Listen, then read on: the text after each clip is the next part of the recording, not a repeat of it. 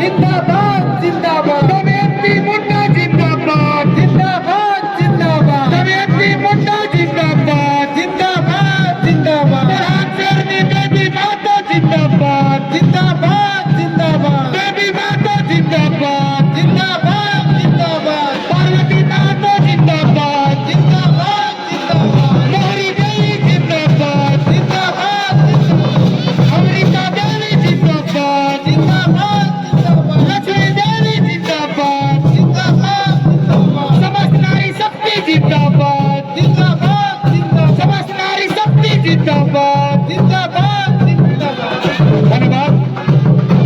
हमारे बीच कुमरी विधायक श्री जयराम महतो जी का आगमन हो गया है और हमारी स्वागत की टीम एक स्वागत गीत गाना चाहती है और स्वागत गीत गाकर के बड़ा स्वागत करना चाहती है। अभी दीदी अरे फुटबॉल का आधा खेल हुआ है, उसको खेल को भी आगे बढ़ाना है, खेल को आगे बढ़ाना आ रहे आना वैसे कैसे आगे है मैदान को खाली करवाने में जगह को खाली करने का कृपा करेंगे। सभी दीर्घायु से आग्रह है कि आप लोग थोड़ा जगह बनाते हुए मैदान को खाली कर देंगे। अभी है आप ही के लिए टाइगर यहाँ पर उपस्थित हुए हैं, मैदान को खाली कर दो प्लीज। मैदान को खाली कर लीजिए, अपने स्थान में जाए। हम ये कार्यक्रम आयोजित किए हैं। दादा आपके लिए आग्रह है दादा आपके लिए ही आए हैं और अभी हैं मैदान को खाली कर देंगे। एक अनुशासित झारखंडी होने का परिचय दीजिए। मैच अधूरे हैं, इसे खाली कर रहे हैं। अभी मैच चले आप लोग से अनुरोध किया जा रहा है, आप लोग से मंच के सामने जीतने के सारे कोई साइड होइए, दादा ही पे रहेंगे।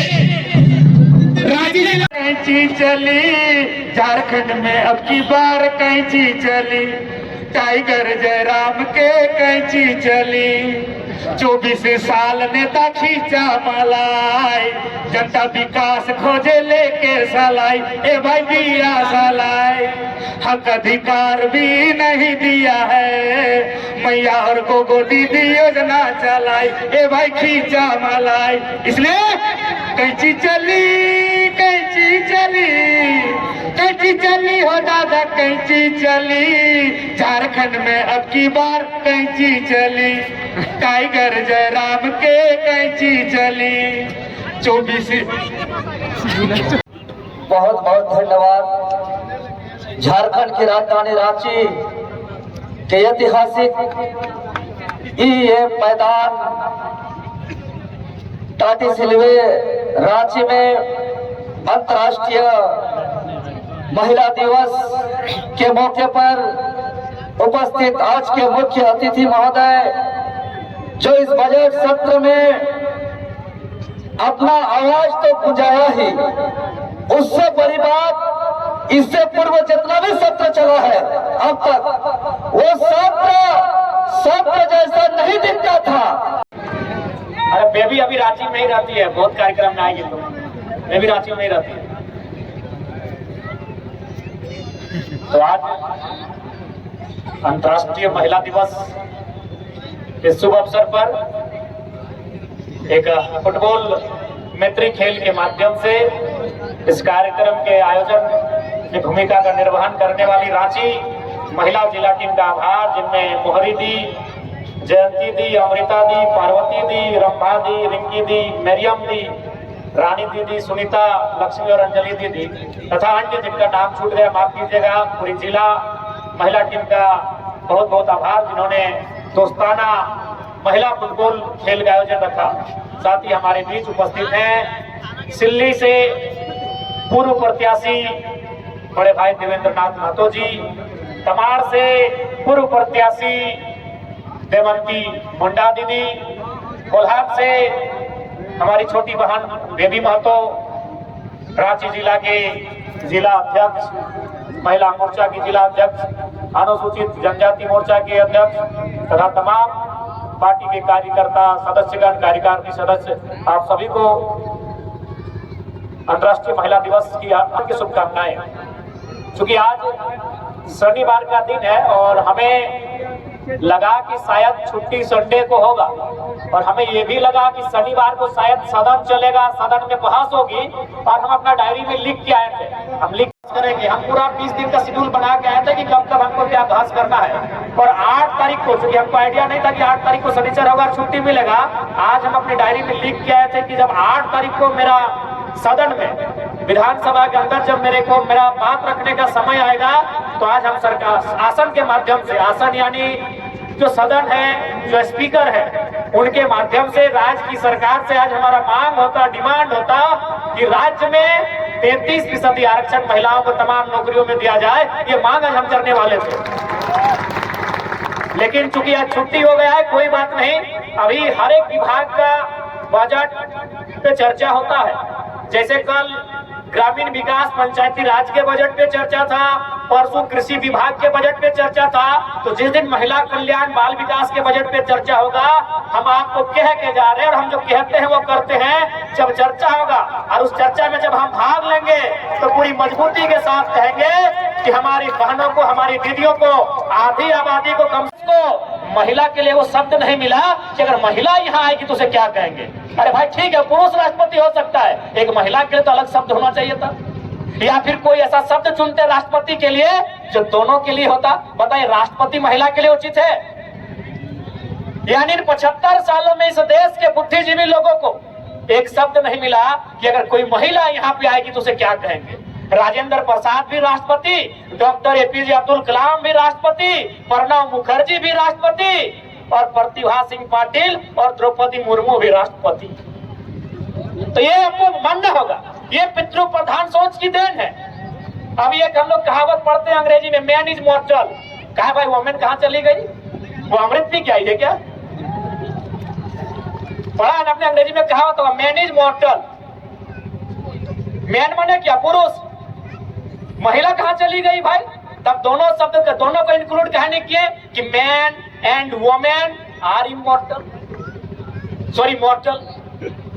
तो कहीं ना कहीं ये जो सोच रही है, सोच हजारों सालों की है। अब एक छोटा सा उदाहरण देते हैं, क्योंकि इस उदाहरण को देने के बाद हो सके मेरी बहुत सारी लोग आलोचना करें, हमारी बुराई, हमारा टांग खींचे, लेकिन सच बात है सुनाते। अभी सपोज दे हमारी कोई नानी है, दादी है, चाची है, मामी है, मौसी है, अगर वो अपने पति के जिंदा रहते अगर स्वर्ग सिधारती है, 70 साल उम्र, 80 जितना भी, 100 साल ही कहना है, हम उनको क्या कहते हैं? सुहागन कहते हैं ना।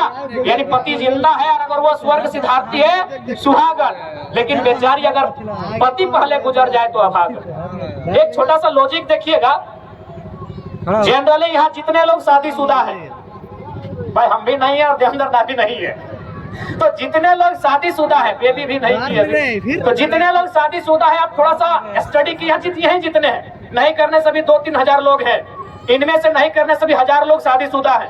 आप हमको एक रिपोर्ट बताइए तो कि लड़का का उम्र ज्यादा है कि लड़की का? लड़का का। एगो दुगो अपवाद होगा, मुश्किल से एगो भी, हमें लगता है यहाँ एक भी नहीं होगा। यानी 1000 में 1000 जो शादी हुआ है, उसमें लड़का 5 साल लड़की से बड़ा है, कोई 10 साल बड़ा है, कोई 4 साल बड़ा है, कोई 15 साल बड़ा है कि नहीं? और आप क्या चाहते हैं? एक तो अपनी उम्र की छोटी लड़की से शादी भी किए हैं और चाहते हैं मेरा जीते जी तुम मरेगी तब तुमको सुहागन कहे। यानी एक तो कम उम्र में शादी करके लाए हैं और क्या चाह रहे हैं कि हमसे 2 साल पहले ही मर जाओ भाई। हो सके मेरे इस स्टेटमेंट के बाद मेरी लोग आलोचना करें कि आप ये क्या कर रहे हैं, लेकिन थोड़ा सा दिमाग से सोचा जाए, ये व्यवहार उचित नहीं है, क्योंकि सोच पुरुषवादी है। इस समाज का निर्माण ही पुरुषवादी सोच से हुआ है। सिंपल बात है कि तुमसे शादी भी करेंगे, तुम छोटी है हमसे 10 साल और हमसे 10 साल पहले से गुजर जाओ तब ठीक है। इसलिए चूंकि ढांचा पुरुष प्रधान का रहा है, बदलाव हुए हैं, संघर्ष हुआ है, महापुरुष चाहे ज्योतिबा फुल्ले रहे, डॉक्टर भीमराव अंबेडकर रहे, या तमाम महापुरुष संघर्ष किए हैं, लड़ाई लड़े हैं, लेकिन ये भी सच्चाई है कि 75 साल में महिला अगर इस राष्ट्र की संवैधानिक सब सर्वोपरि पद पर आ जाए तो उसके लिए एक शब्द नहीं खोज पाए हैं। ये भी सत्य है हमारे देश का। तो आज खैर दमयंती दी ने, जो हमारी तमाड़ की विधायक की प्रत्याशी रही हैं, बहुत सुंदर इन्होंने कहा कि जब आप इतिहास को लिखेंगे आने वाली पीढ़ियां आपकी कसम में खाएंगी। आज नारी सशक्तिकरण का दौर है और हमें पूर्ण आशा है इस दौर को सबल करने के लिए आप तमाम हमारी दीदियां, हमारी बहनें पीछे नहीं हटेंगी। सबसे महत्वपूर्ण बात और एक बात दीदी लोग, क्योंकि हमेशा इस विषय पे आता है पुरुष और नारी की जब बात आती है तो लोग कहते हैं कि नारियां कोमल होती हैं, और अक्सर कविताओं में देखिएगा, शेरो शायरी में आप पढ़िएगा, जब एक स्त्री की बात आती है तो कोमल, सरल, नाजुक इन शब्दों का प्रयोग किया जाता है। क्योंकि मैं आपको कहना चाहूंगा जितनी मेरी दीदियां हैं, अगर कोई इन शब्दों का आपके लिए प्रयोग करे तो उसमें हतोत्साहित होने की आवश्यकता नहीं है। ये विधि का निर्णय है आपके लिए, जिसने संसार को बनाया है। कोई ईश्वर कहे, कोई अल्लाह कहे, कोई वाहे गुरु कहे, कोई मरांग गुरु कहे, कोई बूढ़ा बाबा कहे, कोई प्रकृति कहे, जिसने भी ईश्वर, जिसने भी संसार को बनाया है उसने वास्तव में बनावट की दृष्टि से पुरुषों की तुलना में स्त्रियों को मुलायम बनाया है।